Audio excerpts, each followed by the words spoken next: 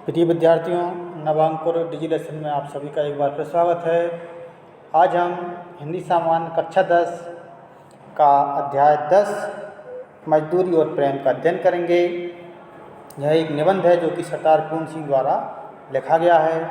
तो सबसे पहले हम सरदार पूर्ण सिंह जी का जीवन परिचय संक्षिप्त रूप में समझते हैं, इनके जीवन परिचय के बारे में पढ़ते हैं।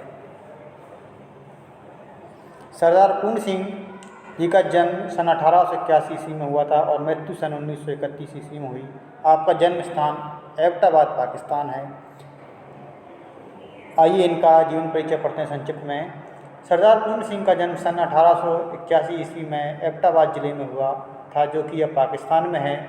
मैट्रिक तक की शिक्षा रावलपिंडी में पाने के बाद आपने इंटर की परीक्षा लाहौर से उत्तीर्ण की और रसायन शास्त्र की शिक्षा पाने के लिए 1900 ईस्वी में एक विशेष छात्रवृत्ति पाकर जापान चले गए। वहाँ 3 वर्ष तक इंपीरियल यूनिवर्सिटी में शिक्षा प्राप्त की। वहीं पर जापान में ही उनकी भेंट भारतीय संत स्वामी रामतीर्थ से हुई और उनसे प्रभावित होकर आपने संन्यास ले लिया तथा उन्हीं के साथ भारत लौट आए। स्वामी जी की मृत्यु के उपरांत इनके विचारों में पुनः परिवर्तन आया और इन्होंने संन्यास त्याग कर विवाह कर लिया और व्यस्त जीवन व्यतीत करने लगे। इसके बाद देहरादून के फॉरेस्ट कॉलेज में अध्यापक हो गए। यहीं से उनके नाम के साथ अध्यापक शब्द जुड़ गया। यहाँ से त्याग पत्र देने के बाद वे ग्वालियर महाराज की सेवा में चले गए, किंतु दरबारियों के षड्यंत्र से महाराज से इनका मनमुटाव हो गया और ये नौकरी छोड़कर पंजाब के जंडावाला गांव में आकर खेती करने लगे। जीवन के अंतिम दिनों में इन्हें आर्थिक अभाव झेलना पड़ा। अध्यापक पूर्ण सिंह की मृत्यु सन 1931 ईस्वी में हुई। इनकी कुछ प्रमुख रचनाएं हैं, कुछ प्रमुख कृतियां हैं। इन्होंने 6 निबंध हिंदी में लिखे हैं। वो निबंध हैं सच्ची वीरता, आचरण की सभ्यता, मजदूरी और प्रेम, अमेरिका का मस्त जोगी, बाल्ट हिटमैन, कन्यादान और पवित्रता। ये इनके कुछ निबंध हैं। आइए इनका साहित्य में स्थान पढ़ते हैं कि अध्यापक पूर्ण सिंह जी का हिंदी साहित्य में क्या स्थान है। अध्यापक पूर्ण सिंह ने केवल 6 निबंध लिखकर हिंदी निबंधकारों में अपना महत्वपूर्ण स्थान बना लिया। उनका जीवन अध्यात्म और विज्ञान का समन्वय था तथा उनकी विचारधारा में गांधीवाद, साम्यवाद का अद्भुत तालमेल था। अपने निबंधों के माध्यम से उन्होंने भारतीय सभ्यता और संस्कृति का संरक्षण किया। तो यहाँ पर जो उनका निबंध है मजदूरी और प्रेम, इसमें उन्होंने मजदूरी के महत्व को प्रतिपादित किया है। सरदार पूर्ण सिंह द्वारा लिखित निबंध में मजदूरी और प्रेम का महत्वपूर्ण स्थान है। इसमें किसान और श्रमिकों को ईश्वर का सच्चा प्रतिनिधि बताया गया है तथा श्रम की महत्ता प्रतिपादित की गई है। तो आइए पढ़ते हैं उनका निबंध। इस निबंध में उन्होंने एक किसान, एक गडरिये और फ़कीर और इन सभी के जीवन के बारे में बताया कि ये सभी कितने निश्चल स्वभाव के व्यक्ति होते हैं और बिल्कुल निस्वार्थ भाव से अपना काम करते रहते हैं। अपने जीवन को, अपने पूरे जीवन को ये लगा देते हैं औरों के कल्याण के लिए अपने पूरे जीवन को ये किस प्रकार लगा देते हैं। तो पहले हम पढ़ते हैं हल चलाने वाले का जीवन। तो लेखक कहते हैं कि हल चलाने वाले तथा भेड़ चराने वाले स्वभाव से सज्जन होते हैं। वे खेत की हवनशाला में अपने श्रम की आहुति दिया करते हैं। ब्रह्माहुति से जगत पैदा हुआ, अर्थात ब्रह्मा जी की आहुति से इस संसार की उत्पत्ति हुई है। किसान अन्न पैदा करने में ब्रह्मा के समान ही है। किसान भी अपने जीवन की आहुति देकर अन्न पैदा करता है, जो कि अन्न पूरे संसार को भोजन उपलब्ध कराने में किसान की महत्वपूर्ण भूमिका होती है। तो किसान अपने पूरे जीवन का हवन करके पूरे संसार के लिए भोजन उपलब्ध कराता है। वह साग पात खाता है, ठंडे चश्मों तथा नदियों का पानी पीता है। नदियों का पानी पीकर वह जीवित रहता है और साग पात खाता है। वह पढ़ा लिखा भी नहीं होता, पढ़े लिखे ज़्यादा नहीं होते किसान, जब तक भी वह नहीं करता। उसका कर्म ही उसकी पूजा होती है, खेती ही उसके लिए ईश्वर प्रेम का केंद्र है। वह तो अपनी खेती में ही मन लगाता है और उसे ही अच्छे से करता है। वह पशुपालन भी करता है, पशुओं का पालन भी करते हैं किसान। वह तथा उसका परिवार प्राकृतिक जीवन जीते हैं। उनकी आवश्यकताएं सीमित हैं। लेखक किसान के सरल जीवन में ईश्वर के दर्शन होते हैं। तो जो किसान होते हैं वो बहुत ही सरल स्वभाव के व्यक्ति होते हैं, सज्जन होते हैं क्योंकि वो कभी किसी का बुरा नहीं चाहते और बल्कि पूरे संसार का भला करने का प्रयास करते हैं और पूरे संसार के लिए अन्न उगाने का कार्य किसान ही करते हैं। ठीक है, आगे देखिए, गडरिये का जीवन। एक बार लेखक ने एक बूढ़े गडरिये को देखा। वह पेड़ के नीचे बैठा ऊन काट रहा था। उसकी भेड़ें वहाँ चर रही थीं। उसके सिर के बाल सफ़ेद थे, किंतु मुंह पर स्वास्थ्य की लालिमा थी। उसका कोई स्थायी घर नहीं था। जहाँ जाता था वहीं घास की झोंपड़ी बना लेता था। उसकी स्त्री रोटी पकाती थी।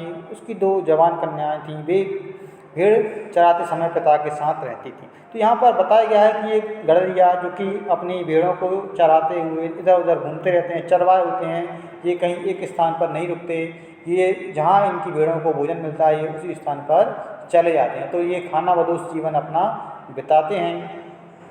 जहाँ इनको जगह मिलती है वहीं पर झोंपड़ी बनाकर रहने लगते हैं। इसकी जो स्त्री तो उस गडरिये की जो स्त्री थी वो रोटी बनाने का काम करती थी, अर्थात घर का काम स्वयं ये खुद करते हैं, मेहनत करते हैं। और जो गडरिया था वह बूढ़ा था, उसके बाल सफ़ेद थे लेकिन फिर भी स्वस्थ था। उसके चेहरे से उसका स्वास्थ्य झलक रहा था। और उसकी दोनों कन्याएं भी उसी के साथ रहती थीं, जो कि भेड़ चराने में अपने पिता की मदद करती थीं। उन्होंने अपने माता पिता का अतिरिक्त किसी को भी नहीं देखा था। गडरिया पवित्र प्राकृतिक जीवन जीता था। उसकी युवा पुत्रियों की पवित्रता सूर्य, बर्फ और वन की सुगंध के समान थी। वे सभी अपनी भेड़ों की प्रेम पूर्वक देखभाल करते थे। जो गडरिये होती हैं उनका पूरा परिवार अपनी भेड़ों की देखभाल प्रेम पूर्वक करता है। किसी भेड़ के बीमार होने पर चिंतित तथा उसकी सेवा में रत रहते थे। यदि कोई भेड़ बीमार हो जाती है तो उनका पूरा परिवार ही चिंतित हो जाता है, मानो पूरे परिवार पर संकट आ जाता है। सब लोग उसकी सेवा करते हैं और ईश्वर से प्रार्थना करते हैं कि वह उसकी भेड़ को जल्दी से स्वस्थ कर दे।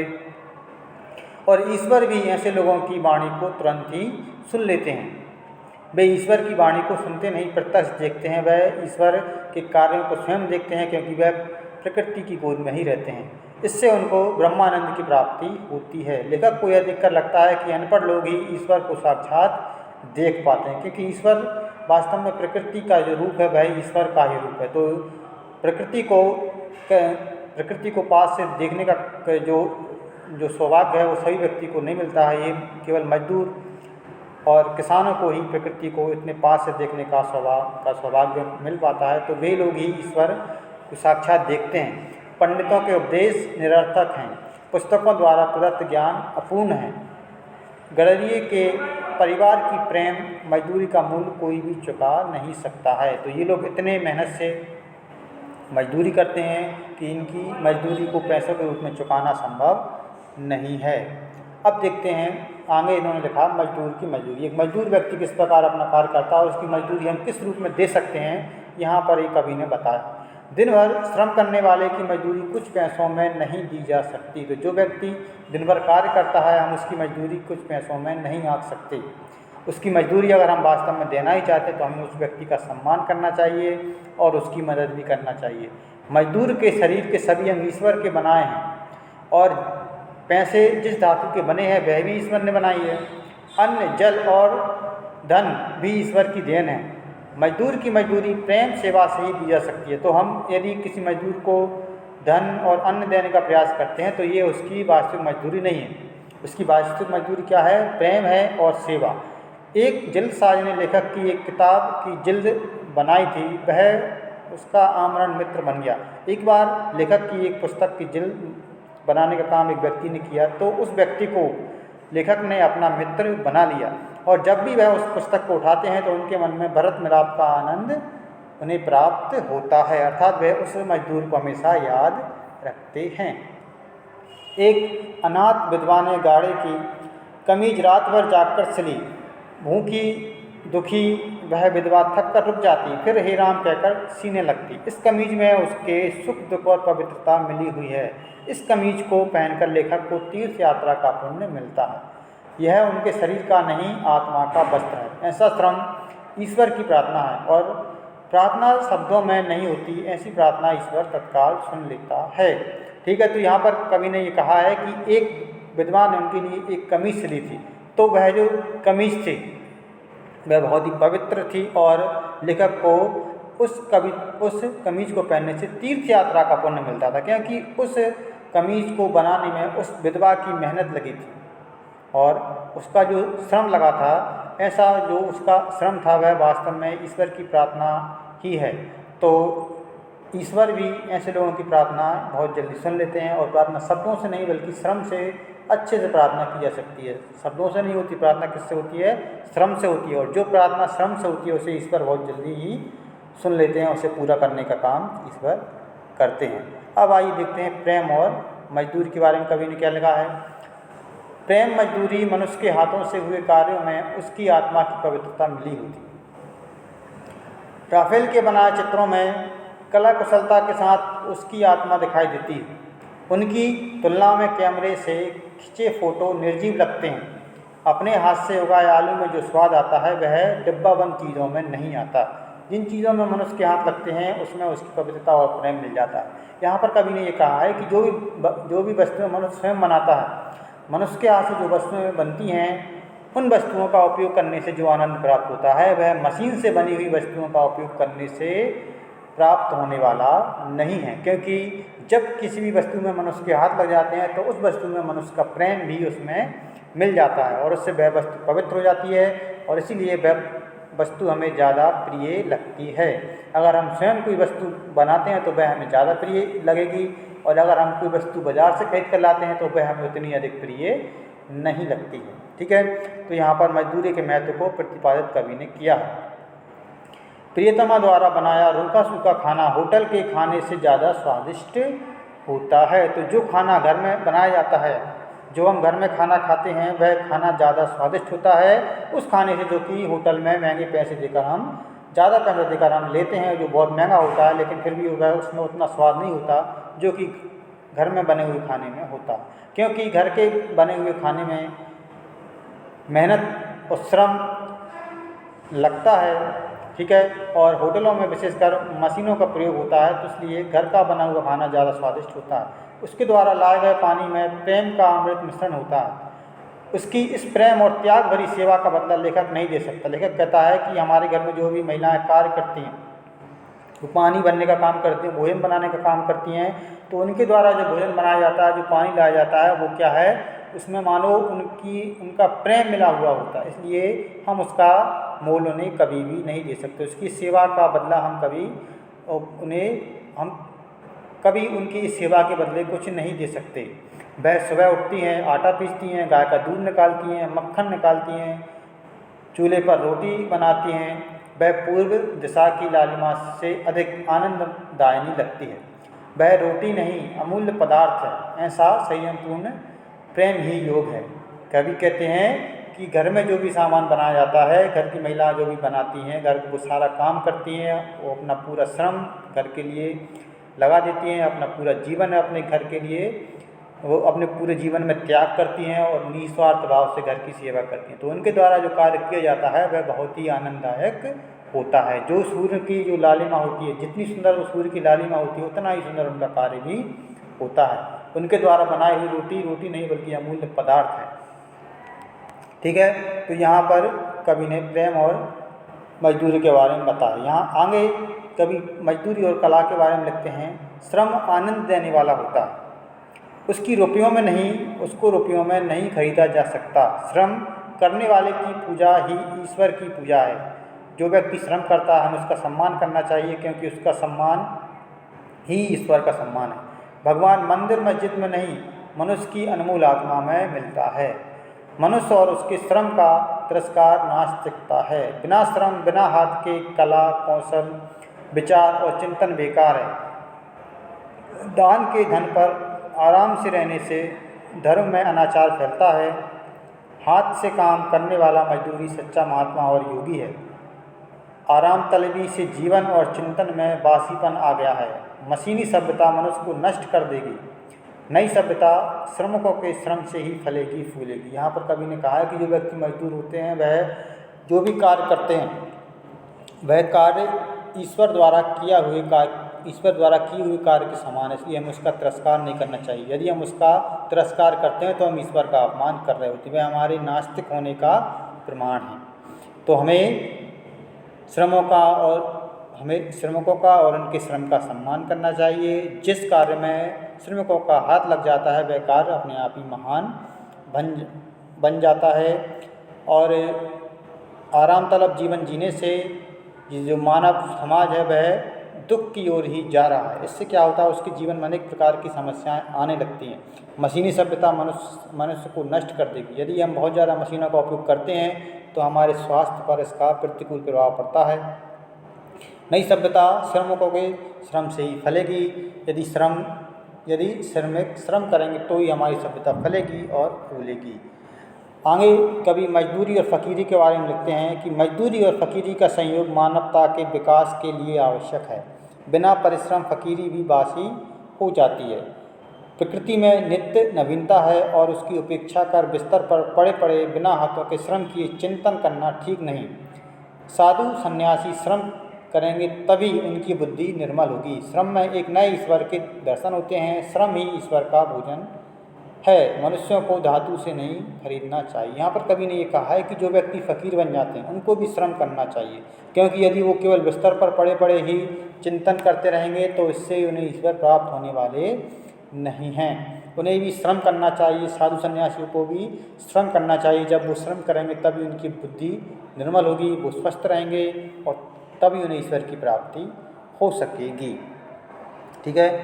प्रेम, सेवा और समानता के व्यवहार से उसकी आत्मा को अपना बनाना चाहिए। तो जो साधु संत होते हैं उनके मन में प्रेम होना चाहिए, वो भी दूसरों की सेवा करें और सभी के साथ समान व्यवहार करें, तभी उनकी आत्मा पवित्र बनेगी। सभी मनुष्य आपस में भाई बहन हैं, वे एक ही पिता की संतान है। सभी मनुष्य ईश्वर की संतान है। यह सारा संसार एक ही परिवार है। मजदूरी निष्काम कर्म है, तो सभी व्यक्ति को मजदूरी मतलब कि श्रम करना चाहिए। अपने जीवन में मेहनत परिश्रम सभी व्यक्ति को करना ही चाहिए। उसमें स्वार्थ का अभाव है। मजदूरी और फ़कीरी अभिन्न हैं। John of Arc, Tolstoy, Omar Khayyam, खलीफा, उमर कबीर, रैदास, गुरु नानक, भगवान श्री कृष्ण आदि का जीवन श्रमपूर्ण चिंतन का उदाहरण। तो इन सभी व्यक्तियों ने अपने जीवन में श्रम किया, मेहनत की, तभी ये लोग बड़े बड़े मुकामों पर पहुँचे हैं। आगे देखिए, उन्होंने समाज का पालन करने वाली दूध की धारा के विषय में भी लिखा हुआ है। एक दिन गुरु नानक यात्रा करते करते लालू नाम के एक बड़े के घर ठहरे। उसी गांव का भागो नामक एक रईस बड़ा मालदार था। उस दिन भागो के घर ब्रह्मभोज था। दूर दूर से साधु आए थे। गुरु नानक का आगमन सुनकर भागो ने उन्हें भी निमंत्रण भेजा। गुरु ने भागो का अन्न खाने से इनकार कर दिया। इस बात पर भागो को बड़ा क्रोध आया। उसने गुरु नानक को बलपूर्वक पकड़ मंगाया और उनसे पूछा, आप मेरे यहाँ का अन्न क्यों नहीं ग्रहण करते? गुरुदेव ने उत्तर दिया, भागो, अपने घर का हलवा पूरी ले आओ तो हम इसका कारण बतला दें। वह हलवा पूरी लाया तो गुरु नानक ने लालो के घर से भी उसके मोटे अन्न की रोटी मंगवाई।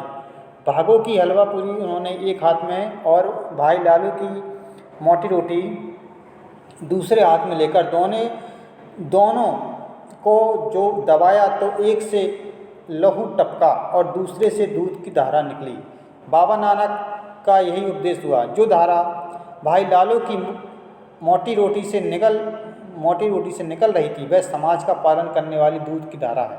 यही धारा शिव जी की जटा से और यही धारा मजदूरों की उंगलियों से निकलती है। तो इस प्रसंग में ये बताया है कि जो मेहनत से कमाई हुई रोटी है उससे दूध की धारा बहती है, और जो किसी दूसरे व्यक्ति की संपत्ति को ज़बरदस्ती हड़प कर या बेईमानी से कमाया हुआ धन है उसके हलवा पूरी से भी क्या होता है, खून की धारा ही बहती है। मजदूरी करने से हृदय पवित्र होता है। संकल्प दिव्य लोकांतर में विचरते हैं। हाथ की मजदूरी ही से सच्चे ऐश्वर्य की उन्नति होती है।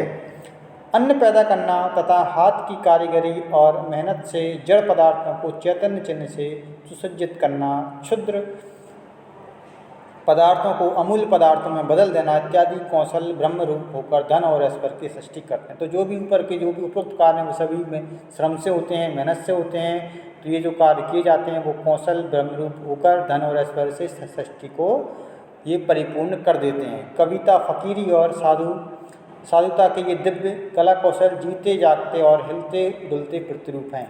इनकी कृपा से मनुष्य जाति का कल्याण होता है। ये उस देश में कभी निवास नहीं करते जहाँ मजदूर और मजदूरी मजदूर की मजदूरी का सत्कार नहीं होता, जहाँ शूद्र की पूजा नहीं होती। हाथ से काम करने वालों से प्रेम रखने और उनकी आत्मा का सत्कार करने से साधारण मजदूरी सुंदरता का अनुभव करने वाले कला कौशल अर्थात कारीगर का रूप हो जाती है। अर्थात कवि कहते हैं कि जिस देश में मजदूरों का सम्मान नहीं होता, उनके साथ अच्छा व्यवहार नहीं होता, वहाँ ईश्वर कभी वास नहीं कर सकते और वहाँ कभी वैभव और सुख शांति उस देश में कभी नहीं आ सकती। ठीक है। इस देश में जब मजदूरी का आदर होता था, तब इसी आकाश के नीचे बैठे हुए मजदूरों के हाथों से भगवान बुद्ध के निर्वाण सुख को पत्थर पर इस तरह जड़ा था कि इतना काल बीत जाने पर पत्थर की मूर्ति के दर्शन से ऐसी शांति प्राप्त होती है जैसे कि स्वयं भगवान बुद्ध के दर्शन से होती है। ठीक है। कवि ने यहाँ यह बताया कि जब इस देश में हमारे देश में प्राचीन काल में मजदूरों का सम्मान होता था, तो इसी कारण उनके द्वारा उनके हाथ से, उन मजदूरों के हाथ से बनाई हुई पत्थर की मूर्ति के जब हम आज भी दर्शन करते हैं तो हमें वही आनंद प्राप्त होता है जो भगवान बुद्ध के दर्शनों से होता है। मुंह, हाथ, पाँव इत्यादि को गढ़ देना साधारण मजदूरी, परंतु मन के गुप्त भावों और अंतःकरण की कोमलता तथा जीवन की सभ्यता को प्रत्यक्ष प्रकट कर देना ही प्रेम मजदूरी है। तो केवल पत्थर से मूर्ति बना लेना ये तो सामान्य सी मजदूरी है, तो साधारण कार्य, लेकिन उसमें श्रम से, उनके समर्पण से, उनके मन के गुप्त भावों से उस मूर्ति में जो जीवटता आ जाती है, वही वास्तव में सच्ची मजदूरी है, वही प्रेम और मजदूरी है। आगे कवि ने पश्चिमी सभ्यता का नया आदर्श, इसके बारे में भी लिखा है। लेखक ने कहा है कि इंजनों की वह मजदूरी किस काम की जो बच्चों, स्त्रियों और कारीगरों को भूखा रखती है। मतलब कि आजकल जो मशीनों से कार्य होता है, मशीनों के द्वारा जो कार्य किया जाता है, वह किसी काम का नहीं है, क्योंकि उससे बहुत से लोग बेरोजगार हो जाते हैं, वो भूखे रह जाते हैं। उन्हें केवल सोने, चांदी, लोहे आदि धातुओं का ही पालन करती हैं। जो मशीनें होती हैं वो तो केवल धातुओं का कार्य करती है और उनका ही पालन कर सकती हैं। पश्चिम को विदित हो चुका, मतलब जो पश्चिमी देश हैं उनको भी जानकारी लग चुकी है, वो जान चुके हैं कि इनसे मनुष्य का दुख दिन पर दिन बढ़ता ही जा रहा है। भारतवर्ष जैसे दरिद्र देश में मनुष्य के हाथों की मजदूरी के बदले कलों से काम लेना, कल यानी कि मशीन, कलों से काम लेना काल का डंका बजाना होगा। अर्थात कवि ये कहना चाह रहे हैं कि यदि हमारे देश में भी ज़्यादा से ज़्यादा यांत्रिकीकरण अगर किया गया, यंत्रों का उपयोग ज़्यादा किया गया, मशीनों का उपयोग किया गया, तो ये हमारे देश के लिए काल का डंका बजाने के समान होगा। क्योंकि हमारे देश की जनसंख्या बहुत ज़्यादा है और यदि इन्हें रोज़गार नहीं मिला तो फिर हमारे देश की स्थिति बहुत ज़्यादा बदतर हो जाएगी और मशीनों के उपयोग से रोज़गार की बहुत ज़्यादा कमी हो जाती है, क्योंकि एक मशीन बहुत सारे लोगों का कार्य अकेले ही कर देती है। दरिद्र प्रजा और भी दरिद्र होकर मर जाएगी कि जो गरीब व्यक्ति और ज़्यादा गरीब हो जाएगा। चेतन से चेतन की वृद्धि होती है। मनुष्य को तो मनुष्य ही सुख दे सकता है। परस्पर की निष्कपट सेवा से ही मनुष्य जाति का कल्याण हो सकता है। मतलब एक दूसरे की सेवा करने से ही मनुष्य का कल्याण होता है, मशीनों से मनुष्य का कल्याण होने वाला नहीं है। धन एकत्र करना तो मनुष्य जाति के आनंद मंगल का एक साधारण सा और महातुच्छ उपाय है। धन को एकत्र करने से आनंद प्राप्त होने वाला नहीं है, तो ये तुच्छ उपाय है जिससे आनंद मिलता है, बहुत तुच्छ है ये तो। धन की पूजा करना नास्तिकता है, ईश्वर को भूल जाना है। अपने भाई बहनों तथा मानसिक सुख और कल्याण के देने वालों को मारकर अपने सुख के लिए शारीरिक राज्य की इच्छा करना, जिस डाल पर बैठे हैं उसी डाल को स्वयं ही कुल्हाड़ी से काटना है। यदि हम मजदूरों का अपमान करते हैं, उनका शोषण करते हैं और अपने परिवार के सुख की कामना करते हैं, तो ये वैसा ही होगा जैसे कि हम जिस डाल पर बैठे हैं और उसी डाल को स्वयं काट रहे हों। ठीक है। अपने परिजनों से रहित राज्य किस काम का? यदि हमारे परिजन नहीं होंगे तो वह राज्य हमें सुख देने वाला नहीं है। प्यारी मनुष्य जाति का सुख ही जगत के मंगल का मूल साधन है। अगर हम चाहते हैं कि हम सुखी रहें तो हमें ये भी ध्यान रखना चाहिए कि हमारे आसपास के कोई व्यक्ति हमारे स्वभाव से, हमारे व्यवहार के कारण दुखी ना हो। यदि वो अगर दुखी होंगे तो हम भी सुखी नहीं रह पाएंगे, क्योंकि वो सब हमारे आस पड़ोस के व्यक्ति हैं, हमारे प्रियजन हैं, हमारे परिवार के समान ही हैं। अगर वो दुखी होंगे तो हम भी सुखी रहने वाले नहीं हैं। बिना उसके सुख के अन्य सारे उपाय निष्फल हैं। धन की पूजा से ऐश्वर्य, तेज, बल और पराक्रम प्राप्त नहीं होने का, ये सभी तो श्रम से ही मिलने वाले हैं। चैतन्य आत्मा की पूजा से ही ये पदार्थ प्राप्त होते हैं। चैतन्य आत्मा यानी कि जो इंसान है, और उस इंसान की पूजा अर्थात उनकी सेवा और उनका सम्मान करने से ये पदार्थ हमें मिलने वाले हैं। अर्थात कि जो मनुष्य हैं, जो मजदूर हैं, हमें उन सभी का सम्मान, उनकी सेवा करनी ही चाहिए। उन्हें किसी भी प्रकार से दुख नहीं देना चाहिए। चैतन्य पूजा ही से मनुष्य के प्रेममय हृदय, निष्कपट मन और मित्रतापूर्ण नेत्रों से निकलकर बहती तब वही जगत में सुख के खेतों को हरा भरा और प्रफुल्लित करती है। ठीक है, जो हमारे मनुष्य, हमारे मन से जो निष्कपट प्रेम की जो धारा बहती है, वही इस संसार के खेतों को हरा भरा और प्रफुल्लित और आनंदित करती है, और वही उनमें फल भी लगाती है। आओ, यदि हो सके तो टोकरी उठाकर कुदाली हाथ में लें, मिट्टी खोदें और अपने हाथ से उसके प्याले बनावें। फिर एक एक प्याला घर घर में, कुटिया कुटिया में रखावें, और सब लोग उसी में मजदूरी का प्रेमामृत पान करें। तो यहाँ पर कवि ने श्रम और उसके महत्व को स्वीकार किया है। कवि ने कहा है कि श्रम से ही इस पूरे संसार का कल्याण हो सकता है, और श्रमिक और उनकी सेवा करना पूरे संसार का दायित्व है। इसलिए सभी को श्रमिकों का सम्मान करना चाहिए और उनके कल्याण के बारे में सोचना चाहिए। तो ये सरदार पूर्ण सिंह द्वारा लिखित मजदूरी और प्रेम एक निबंध है। इसका सार हमने संक्षिप्त में समझ लिया है। आप इस पाठ को पुस्तक से अवश्य पूरा पढ़ें, और अगले वीडियो में हम इसके अभ्यास प्रश्नों का अध्ययन करेंगे। धन्यवाद।